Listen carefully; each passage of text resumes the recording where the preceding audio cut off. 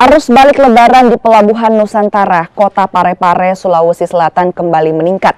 Ribuan penumpang dari berbagai daerah di Sulawesi Selatan memadati pelabuhan.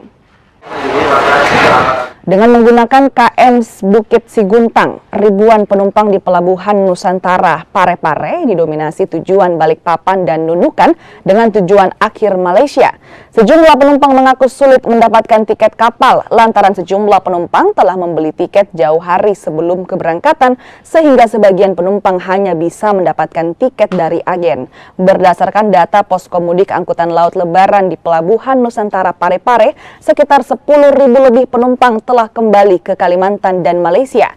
Diperkirakan peningkatan arus mudik masih akan terjadi hingga 2 hari ke depan. Beli tiket atau bagaimana, Bu? Kadang jauh, kadang keberangkatan. Enggak, maksudnya beli tiketnya kapan beli tiketnya? Kemarin Kemarin ya? Pesan di mana, Bu? Online atau agen? pengurus. Oh, pengurus ya. Lewat agen ya? Ada kenaikan, Bu? Merasa ada kenaikan? Ada.